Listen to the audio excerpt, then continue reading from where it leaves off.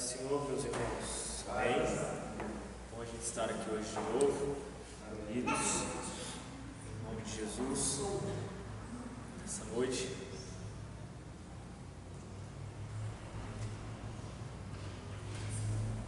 Gostaria que nós ficássemos de pé mais uma vez. Chato esse negócio de ficar levando de senta. É bom fazer exercíciozinho, né? Se você fechasse seus olhos nesse momento, se concentrasse no Senhor, gostaria que nós fizéssemos uma oração diante de Deus nesse momento, que nós nos apresentássemos como nós somos, como nós estamos nesse momento. O ser humano, ele é pecador, e o fato de nós sermos pecadores nos torna carentes da graça de Deus derramada sobre as nossas vidas. Você é pecador salvo pela graça de Jesus. Você é isso. Você é um pecador salvo pela misericórdia de Cristo. Tudo que há em você gira em torno da misericórdia de Deus. Depende da misericórdia de Deus. Tudo. Não há nada em você que te faça merecedor do Senhor. Quando você acha que você acerta, na verdade os seus acertos não te tornam mais dignos do Senhor. Sejam nos acertos, sejam nos erros, nós somos carentes da misericórdia de Jesus. Totalmente carentes. Mas talvez o fato de você ser um pecador, alcançado pela graça de Deus, isso você é, mas talvez você esteja neste momento cansado, fatigado, triste, abatido, amargurado, desesperançoso. Isso é o modo como você está agora. Essa é a diferença de ser e estar. Nós somos salvos em Cristo Jesus, mas muitas das vezes estamos abatidos, muitas das vezes estamos fatigados. E nessa noite, então, eu quero que você apresente o modo como você está diante do Senhor, para que Ele possa intervir sobre a sua vida e manifestar a misericórdia dEle, te fortalecendo, te enchendo de graça, te enchendo das virtudes do Espírito, sendo e revelando o poder dEle sobre a sua vida. Amém? Pai, nós nos apresentamos diante de Ti nessa noite como igreja, Senhor, uma igreja que não te crê de boca, que não crê em Ti, Senhor, de palavras vazias jogadas ao vento, mas uma igreja que te crê, Senhor, de consciência, de coração, de corpo, alma e espírito, uma igreja que busca te servir, aleluia, com tudo que ela é, em sua fraqueza, porque somos fracos, mas ainda assim, Senhor, buscamos ser sinceros em Tua presença. Eu te peço, Senhor, que o Senhor olhe para cada pequenino que está neste lugar, olhe para a gente, Senhor. Neste momento, eu não sei como está a situação, como está, Senhor, o momento de espírito, momento psicológico que muitos daqui às vezes estão enfrentando, mas o Senhor é Deus que resplandece força sobre nós, que traz à memória aquilo que nós, muitas das vezes, queremos esquecer, que são as Tuas misericórdias. E eu te peço, Senhor, que o Senhor venha resplandecer força sobre os Teus filhos, venha resplandecer esperança sobre os Teus filhos, venha, Senhor, a resplandecer justiça sobre os Teus filhos. Pai, em nome de Jesus, que nós sejamos alcançados pelo poder que vem do Teu Espírito, Senhor, e que aquilo que nós, o modo como nós estamos, seja modificado por aquilo que Tu és, Senhor, pela verdade que vem de Ti, pelo poder que vem de Ti, Senhor.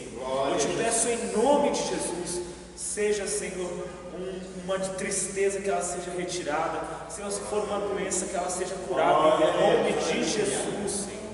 Pai, se for uma perturbação, que toda essa perturbação seja soprada para longe, em nome de Jesus, que o Espírito de consolo seja derramado sobre cada um que está neste lugar, Senhor. Que Tu venhas a resplandecer sobre o estado que nós estamos, e venha fazer com que o que Tu és, Senhor, venha a se impor sobre a adversidade e o problema que nós estamos enfrentando. É isso que eu te peço e te agradeço em nome de Jesus, em nome de Jesus. Vamos abrir nossas Bíblias na Epístola de Romanos, carta que Paulo escreve aos Romanos, no capítulo 8.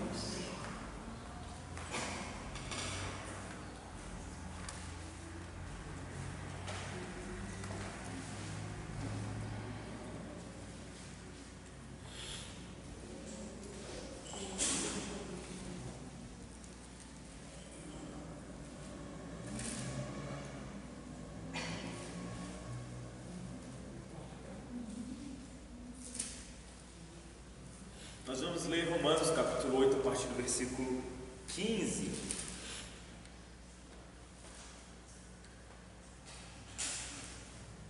A partir do versículo 15.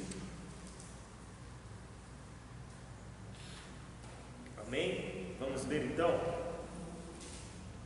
Romanos 8 a partir do versículo 15. Porque não recebestes o espírito de escravidão para outra vez estardes em temor, mas recebestes o espírito de adoção de filhos, pelo qual clamamos: Abba, Pai. O mesmo Espírito testifica com o nosso espírito que somos filhos de Deus. E se nós somos filhos, somos logo herdeiros também, herdeiros de Deus e co-herdeiros de Cristo, se é certo que com Ele padecemos, para que também com Ele sejamos glorificados. Porque para mim tenho por certo que as aflições deste tempo presente não são para comparar com a glória que em nós há de ser revelada.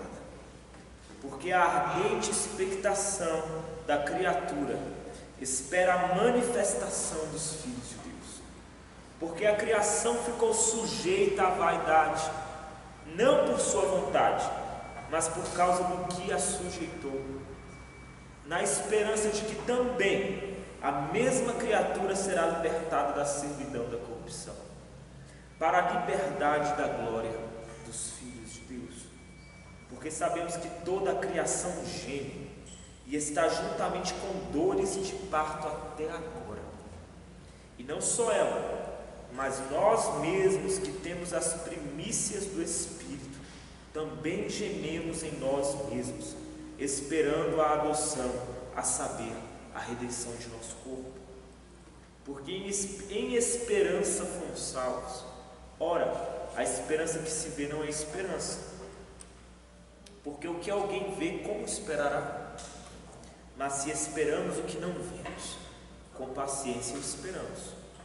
E da mesma maneira também o Espírito ajuda as nossas fraquezas, porque não sabemos o que havemos de pedir como convém, mas o mesmo Espírito intercede por nós com gemidos inexprimíveis. E aquele que examina os corações sabe qual é a intenção do Espírito, e é Ele que, segundo Deus, intercede pelos santos. E sabemos que todas as coisas contribuem juntamente para o bem daqueles que amam a Deus, daqueles que são chamados segundo o seu propósito. Porque os que dantes conheceu, também os predestinou para serem conformes à imagem de seu Filho, a fim de que ele seja o primogênito entre muitos irmãos. E aos que predestinou, a estes também chamou. E aos que chamou, a estes também justificou. E aos que justificou, a estes também glorificou. Que diremos, pois, a estas coisas? Se Deus é por nós, quem será contra nós? Aquele que nem mesmo a seu próprio Filho poupou, antes o entregou por todos nós, como nos não dará também com ele todas as coisas?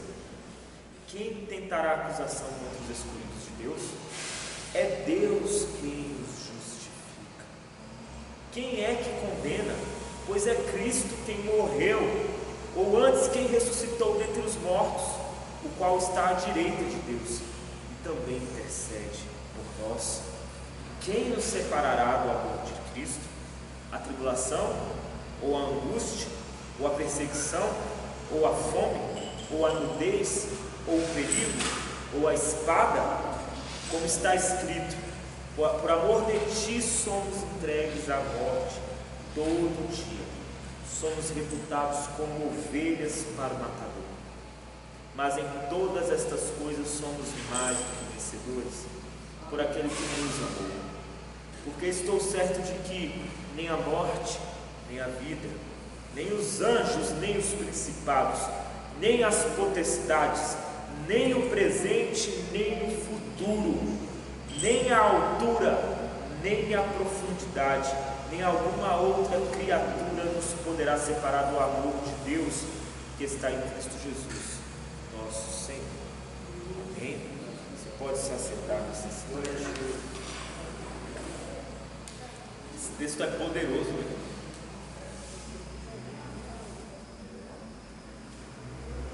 É poderoso porque você vê alguém que tinha as marcas do Evangelho escrevendo esse texto. As circunstâncias da vida de Paulo faz com que Paulo escrevesse não sobre o que ele achava, mas sobre o que ele de fato vivia. É por isso que esse texto, ele é tão sincero, ele é tão poderoso, ele é tão edificante, ele é tão contundente, ele é tão incisivo, ele é tão perfurante na nossa alma. É interessante isso, né? Você escrever, você falar sobre coisas que você acha, sobre coisas que você conhece, acha conhecer. E quando você fala de coisas que você experimenta, coisas das quais você depende, coisas das quais as circunstâncias da vida fazem com que você realmente esteja falando de algo que te sustenta de verdade. Você não está falando de algo que um dia você vai usar.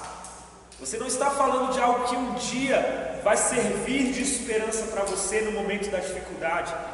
A verdade é que a adversidade, ela nos coloca numa situação que faz com que a gente seja desnudado, ou para o bem ou para o mal.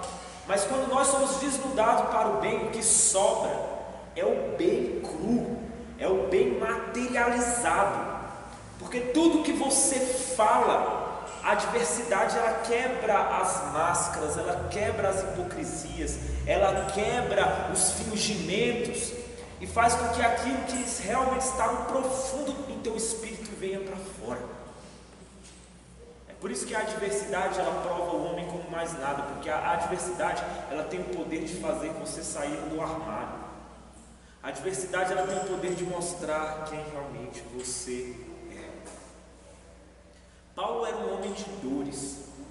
Paulo era um homem de dores, tanto físicas quanto circunstanciais. Paulo era um homem que tinha um espinho na carne, provavelmente uma doença, mas não somente isso. Paulo era um homem perseguido, um homem que falava de coisas que era o que sustentava ele, porque ele dependia daquilo que ele falava. Ele estava falando da vida dele. Como eu estou dizendo, muitas das vezes hoje nós temos uma situação de conforto, graças a Deus, que faz com que nós estejamos nos preparando para o momento da adversidade, porque nós não estamos em adversidade o tempo todo. E a curiosidade da vida dos apóstolos é que a maioria deles, eles não enfrentavam adversidades, eles viviam em adversidades. A vida deles foi no caminho da adversidade.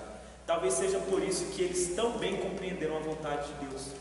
Talvez seja por isso que os ensinamentos deles vinham com toda a sinceridade que nós lemos, porque eram ensinamentos que não eram coisas dos quais eles chegaram à conclusão. Não, eram coisas que eles estavam experimentando naquele momento. Ou eles criam nisso, ou eles nem viviam mais. Um homem como Paulo, que não tinha nem onde repousar a sua cabeça. Um homem como Paulo, que onde ele andava em tantos lugares, passava por tantos caminhos, dependendo tão somente do favor de Deus, sem confiar em nada que fosse a obra ou a força das suas mãos. Um homem perseguido por tantos, um homem que não tinha um lugar de conforto para repousar a sua cabeça. O que pode sobrar desse homem? O que pode sobrar desse homem é Jesus resplandecendo pela vida dele, Jesus resplandecendo pelos ensinamentos dele, Jesus resplandecendo pelo que ele escreveu. Amém, irmãos? É por isso que quando Paulo fala disso aqui, ele fala: quem nos separará do amor de Deus? Ele não está teorizando nada. Paulo está falando falando de uma convicção que habita no espírito dele e que faz com que ele permaneça de pé todo dia. Porque, como eu disse, se hoje nós enfrentamos adversidades, os apóstolos eles viviam em adversidades. Jesus a mesma coisa nesse mês. Talvez essa seja a diferença do chamado do apóstolo, sabia? O apóstolo não é o apóstolo que a gente escuta falar hoje, que é o cara que se auto-intitula apóstolo e que usa o nome apóstolo como um título, né? Como se fosse uma hierarquia, né? Não, o apóstolo de verdade que não se autodenomina apóstolo, mas que é escolhido por Jesus como apóstolo. E escolhido por Jesus é ser escolhido para perseguição. Ser escolhido como apóstolo por Jesus é ser lançado, é ser entregue ao matador todo dia. Ser escolhido como apóstolo por Jesus é ser entregue à dificuldade todo dia. Talvez o chamado apostólico tenha muito a ver com viver a adversidade, não em um momento ou outro como a maioria de nós vivemos, mas saber suportar a adversidade como um caminho de vida, porque a vida dele é a adversidade. Os irmãos estão entendendo o que eu estou dizendo? A diferença do que eu estou falando? É por isso que poucos foram chamados para apóstolos. Pouquíssimos. Pouquíssimos. Porque ser apóstolo não é ser alguém comum. Ser apóstolo é assumir a vida em adversidades, em problemas, em dificuldades. Porque é isso que faz, é isso que dá o brilho, é isso que amolda a vida do apóstolo à vontade de Deus. É por isso que Paulo ele define que o chamado dele ao apostolado é um chamado para a dor. É Paulo que fala isso. É Paulo que fala que o chamado dele para o apostolado é um chamado para ter as marcas de Cristo nele. Os irmãos estão entendendo o que eu estou dizendo? E aqui as marcas de Cristo nele é as marcas da adversidade. Esse é o chamado de apóstolo. Esse é o chamado de apóstolo. Esse é o verdadeiro chamado de apóstolo. Que a maioria não quer passar bem perto, mas que somente aqueles que experimentam isso que sabem. Mas o que nós podemos tirar disso tudo? Nós podemos tirar disso tudo, queridos, que uma vez chamados em Cristo Jesus, uma vez convocados em Cristo Jesus para esse caminho diferente que Ele reservou, que Ele preparou para cada um de nós, agora nós temos a obrigação de permitir que a vida faça com que a gente viva cada vez mais os atributos de Deus, do próprio Jesus em nós, as virtudes de Jesus em nós. Esse é o caminho do Evangelho. E não tem outra maneira, meus irmãos. A única forma dessas virtudes se transformarem evidentes em nossas vidas é por intermédio da dificuldade, do problema, da adversidade. Não tem outro jeito. O ouro colocado, o metal colocado ao fogo, ele é provado. Não é assim que o próprio Paulo define essas coisas quando ele fala lá em Coríntios, não é? O metal colocado ao fogo, ele é provado. Se for um metal de baixa qualidade, ele vai o quê? Se perder no meio do fogo. Agora um metal precioso, ouro de verdade, colocado ao fogo, ele não perde o valor dele. Pelo contrário, ele se transforma mais brilhante, ele é testado. Torno a dizer, as adversidades são aquilo que nos tiram do armário. São as adversidades que mostram que nós somos de verdade. São as adversidades que nos mostram que nós somos de verdade. É interessante que no versículo 15, no versículo 17, do texto que nós lemos, Paulo fala, olha, e se nós somos filhos, somos logo os herdeiros também, herdeiros de Deus e co-herdeiros de Cristo.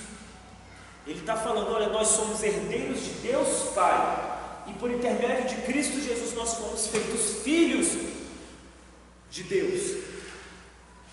Por intermédio de Jesus nós fomos feitos filhos de Deus. Então nós somos herdeiros de Deus por causa de Jesus. É por isso que nós somos co-herdeiros em Cristo. nós estamos lado a lado, porque Ele nos enxertou nele. Amém? João 15, né? As varas enxertadas em Cristo. Não é isso que fala lá em João 15? Né? Aí você pensa, mas o que é essa herança? O que é essa herança? A herança é essa. Ainda no versículo 17 ele fala qual é a herança. Ele fala: se é certo que com Ele padecemos, olha a coerência de Cristo. Se é certo que com Ele padecemos, para que também com Ele sejamos glorificados. Mensagem dura, mensagem para corajosos. A coerência em Cristo é o padecimento para a esperança da glória de Deus. Os irmãos entenderam isso? A herança de Deus em Cristo é um padecimento como Ele padeceu, para então sermos glorificados.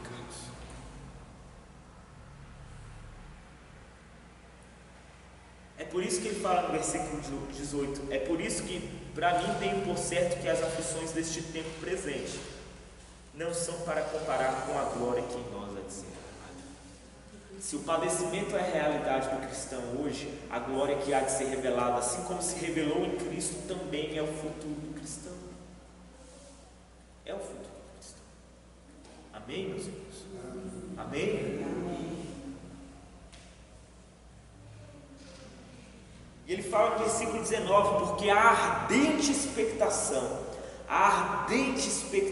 da criatura, olha, não é uma expectação qualquer, não é uma expectação. O que é expectação? É a espera. A espera é a ardente espera, mas não é uma espera qualquer, é uma ardente espera, ou seja, é uma espera muito grande, é uma espera entusiasmada, muitas das vezes até mesmo agonizante, mas é a criatura que espera a manifestação dos filhos de Deus.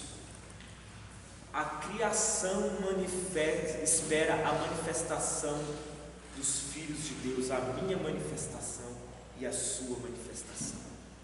Filhos de Deus, nota que Paulo está falando o tempo todo no contexto de herança, no contexto de filho como herdeiro. Então, quando Paulo está falando aqui de filhos de Deus, lógico, nota que é um versículo seguido do outro, a gente não pode tirar o texto do contexto. Quando ele fala de filhos de Deus, então ele está falando dos herdeiros de Deus. A criação aguarda ardentemente, ansiosamente a manifestação dos herdeiros de Deus. E o que é a herança desses herdeiros? É o padecimento, para que a virtude se aperfeiçoe. E à medida que essa virtude se aperfeiçoe, a criatura então veja o resplandecer da glória de Deus. Os irmãos estão entendendo o que está sendo dito? O padecimento em Jesus faz com que todas as virtudes do Evangelho em nós fiquem cada vez mais evidentes, porque tal qual eu disse no início, nós paramos de falar sobre coisas que achamos e passamos a viver coisas das quais a nossa vida depende.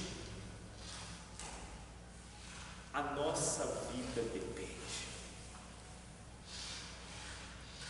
Meu irmão, você só reflete bem acerca de uma coisa quando aquela coisa ela está ameaçada em você. Infelizmente é assim. Quando você realmente está sem chão, é que você percebe o quanto alguma coisa fazia ou poderia ter, quanto alguma coisa faz falta na sua vida. O ser humano é assim. Eu falava com uma pessoa essa semana e essa pessoa me falava, né? Porque meu marido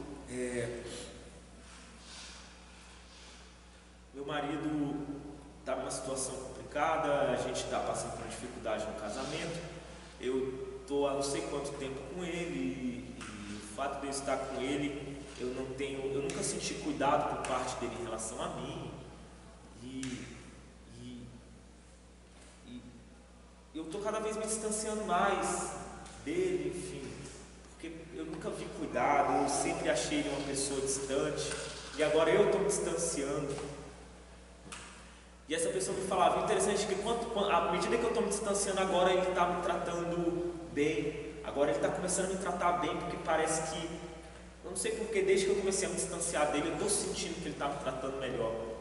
E eu lembro que eu virei para essa pessoa e disse, a verdade é que a insegurança, ele percebeu o seu distanciamento, e quando ele percebeu o seu distanciamento, ele se sentiu inseguro, e essa insegurança tirou ele da situação de conforto, porque ele viu que aquilo que ele tinha como garantido, e por isso ele menosprezava talvez, e por isso ele deixava quieto, talvez não seja tão certo assim nele.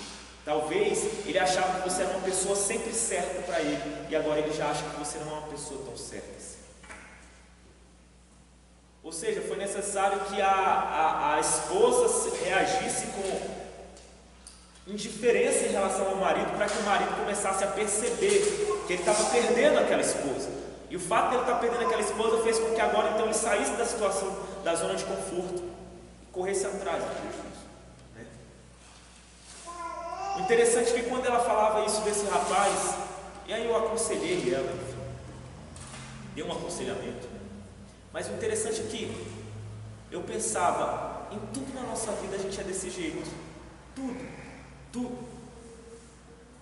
As coisas que nós temos hoje, elas não, o fato de nós termos as coisas não faz com que a gente reflita acerca do não ter essas coisas. E é só quando a gente começa a querer perder essas coisas é que a gente começa a refletir no quanto essas coisas são importantes em nós. Os irmãos estão presentes aqui. Entende o porquê? O cristão, ele tem que estar em constante reflexão. O cristão, ele tem que refletir acerca do dia bom também, não só acerca do dia mau. Só que Deus, em sua infinita misericórdia, conhecendo as pessoinhas que nós somos, conhecendo a nossa natureza acomodada, sabendo que nós somos muitas das vezes mimados, sabendo que nós não refletimos na bonança, Ele permite que a falta venha. A falta venha para que aquela reflexão se estabeleça sobre nós. E para que essa reflexão, quando brotada de uma fé sincera em Jesus, venha a produzir uma manifestação mais clara das virtudes de Jesus em nós. Os irmãos estão entendendo? Daí você cai por terra todo aquele argumento de que a adversidade é uma injustiça de Deus. Como é uma injustiça de Deus? O ser humano que sabe se aproveitar da adversidade, enfrentá-la em fé. O ser humano que sabe se aproveitar do problema, enfrentá-lo em fé e esperança. Esse ser humano vai ser edificado, vai ser melhorado como nada mais poderia melhorá-lo daquela forma. E o que eu estou dizendo aqui não é um clichê, eu estou falando que é a verdade. É evidente que nós precisamos refletir no dia bom, mas entenda o seguinte: o dia bom, nem sempre nós somos capazes de refletir no dia bom. Não somos. O dia bom não te aperfeiçoa do jeito que você precisa ser aperfeiçoado. Entretanto, meus irmãos, enfrentar adversidades para ser melhorado, enfrentar problemas para ser melhorado, para que você seja melhorado pelo problema, você já tem que ter em si a fé, a consciência de que nada tem o poder de te separar do amor de Deus. Se você não tiver essa consciência, a verdade é que a adversidade ela vai fulminar você. A verdade é que o problema ele vai destruir você. A verdade é que esse problema vai frustrar você. Esse problema vai fazer com que você se vitimize diante dele. E não que você o enfrente. Esse problema vai fazer com que você, na verdade, não se posicione da maneira como um cristão se posiciona diante do problema. Esse problema vai te engolir.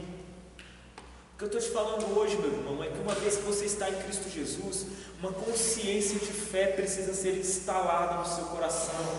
Uma consciência que não faz com que você retroceda em nenhum momento. Porque no dia mau, e o dia mau vem, o dia mau vem para te edificar, mas o dia mau só poderá ser um instrumento de edificação se em ti já tiver brotado essa consciência, dessa fé, dessa esperança de que aquele que padeceu e ressurgiu também me fará padecer, mas me ressuscitará com ele. Me fará ressurgir com ele. Sem essa consciência, você enfrenta o problema já derrotado. Você já se depara com a adversidade de modo derrotado. Você já se transforma numa presa fácil. Porque tudo que a adversidade poderia produzir de bonança para você, de melhoramento em você, como eu disse, é o efeito reverso. Ela produz amargura, rancor, ira, vitimização. Quantas pessoas se vitimizam diante da adversidade? A vitimização produz sentimento de revolta. Você começa a ficar uma pessoa revoltada, porque se sente injustiçada, porque não tem a consciência que te prepara para o dia da adversidade. Os irmãos estão entendendo o que eu estou falando? Eu faço muita escolta para psicólogo. E às vezes eu fico ouvindo a resposta das pessoas no psicólogo. Às vezes eu tenho que ficar lá dentro e também tenho que ouvir. E é interessante que o psicólogo forense ele sempre faz uma série de perguntas, né? É interessante que ele sempre faz algumas perguntas que me chamam a atenção. Uma delas é o seguinte: você acha que a vida tem sido injusta com você? Você acha que as pessoas riem por trás de você? E aí a pessoa responde sim, não, talvez. Com certeza, talvez, não. E responder com sinceridade. O interessante é que todos aqueles que veem a vida, que se sentem injustiçados pela vida, se você olhar o decorrer das respostas, são os mesmos que não reconhecem os seus erros e são os mais revoltados. São aqueles que existe um sentimento de revolta dentro de si. São pessoas que não conseguem se enxergar. Tudo por causa do primeiro estágio, da vitimização. Ele se sente uma vítima da vida. Ele se sente uma vítima da vida. Ele acha que a vida luta contra ele. Ele se acha injustiçado. E uma pessoa que se vitimiza, uma pessoa que se acha injustiçada, nessa pessoa não há espaço para reflexão de suas ações. Porque é uma pessoa que sempre transfere a responsabilidade para fora e nunca chama a responsabilidade para si. Os irmãos estão entendendo o que eu estou dizendo? Essa pessoa, quando enfrenta o problema só potencializa essa rebelião, essa injustiça. E enquanto a pessoa não tomar uma decisão de fé radical, de dizer um basta, se enxergar em Deus como alguém que, se fosse para ser justiçado pela vida, mereceria era a morte, porque é isso que nós merecemos. Na verdade, se nós estamos vivos, a verdade é que nós não podemos jamais, para qualquer um que aqui está vivo, reclamar de injustiça, porque o simples fato de nós respirarmos já simboliza a misericórdia de Deus para conosco. Porque nossas ações, nossos pensamentos, os desejos do nosso coração nos condenam totalmente. Nos condenam totalmente. Eu já disse isso em outras ministrações aqui. A chamada do Evangelho é uma chamada que te tira do banco das vítimas. Já viu um tribunal? Um tribunal? Amém? Como é que é um tribunal? Você tem um juiz, né? Tem o Ministério Público que acusa, né?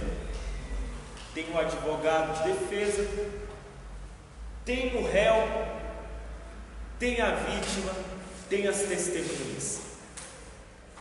A consciência do Evangelho, inicialmente, ele te pega do banco da vítima, ele te tira do banco da vítima e fala: olha, você não é vítima, você é réu, você é culpado, e te coloca no banco dos réus.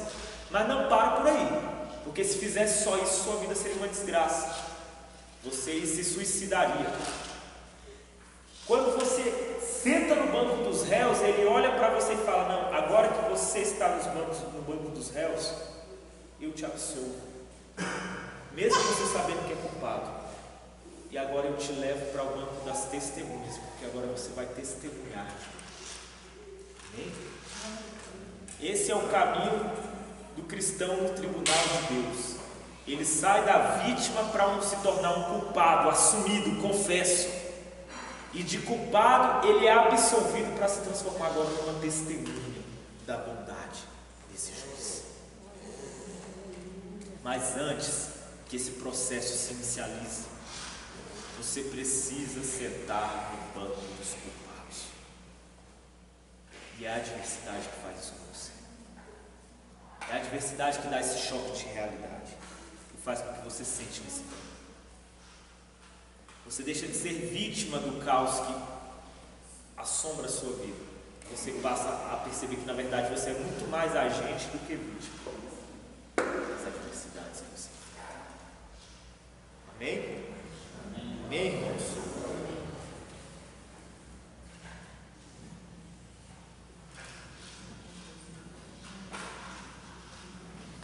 O amadurecimento espiritual, psicológico que a adversidade produz é algo que não dá para se descrever. Não dá para descrever. Não dá para descrever. A dor, ela produz no ser humano algo que não dá para descrever. A dor produz no ser humano a experiência que faz com que ele passe a saber das coisas, porque ele viveu aqui. A dor faz com que você compreenda aquilo que você não compreendia antes. Quantas vezes a dor me fez compreender coisas que eu não compreendia antes? Quantas vezes? Quantas vezes, enquanto a dor em relação a uma determinada coisa não se tornou uma realidade em mim, eu não consegui me colocar no lugar de outra pessoa. A dor, a adversidade produz em nós o poder extraordinário de nos fazer nos colocar no lugar dos outros. A dor, ela produz amor. A dor aperfeiçoa o amor. A dor faz com que o amor aumente em quantidade. Pense numa situação da sua vida que você criticava determinadas pessoas em determinada situação, até que você se transformou em alguém que passou por aquela situação. E veja se, não é que você não critique mais, mas veja se o seu olhar para aquela situação não mudou totalmente. Veja se você não se tornou uma pessoa que conseguiu perceber agora de modo mais claro determinado tipo de situação, porque você passou por aquilo. Meus irmãos, o que eu estou te dizendo é que a dor é ruim, a adversidade é ruim pra caramba, mas o que eu estou querendo te mostrar é que existe sim um propósito nisso, um propósito bom. Por mais que às vezes o nosso desespero não nos permita ver, mas existe, está lá. E o que eu estou falando aqui, eu não estou falando isso só para te enganar, eu não estou falando isso para te enganar ou só para consolar você, aliviar você. Eu estou te falando algo que é verdade. A sua percepção aumenta com a adversidade. O modo como você vê as coisas, enxerga as coisas, modifica com a adversidade. A dor dos outros a dor em você faz com que você se conecte aos outros. E isso para um cristão é uma arma poderosíssima. Poderosíssima. Os apóstolos, a mensagem deles chegava em qualquer ouvido, em qualquer coração. Porque antes a dor já os tinha preparado para que eles se fizessem chegar em qualquer ouvido, em qualquer coração. O excesso de lutas e de adversidades que os apóstolos enfrentavam os tornava mais preparados, para se fazer chegar até o outro e se fazer entendido pelo outro. Os irmãos estão entendendo o que eu estou dizendo? É só a dor, é só a luta, é só a adversidade que produz isso. Você não pode compreender alguma coisa se aquilo não se apresentar como uma adversidade, você não enfrentar aquilo. Tem um ditado aí fora que diz que você só conhece alguém quando esse alguém se transforma no seu inimigo, né? Não tem esse ditado? E é um ditado verdadeiro mesmo. A verdade é que só quando a adversidade se apresenta como um inimigo para você, que você conhece a adversidade, e então você conhece a dor do outro.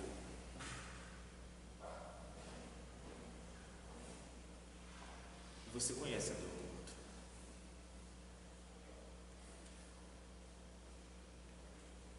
Então, se a herança de Cristo para nós é uma herança de padecimento, é porque existe um propósito nesse padecer.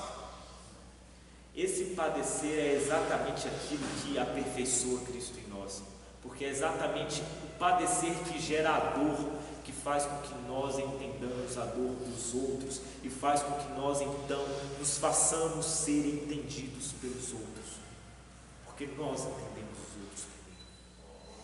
A dor produz sabedoria, a dor produz astúcia, a dor, a adversidade produz prudência.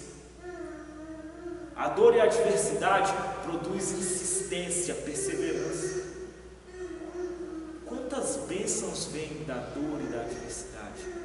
A verdade é que são indizíveis.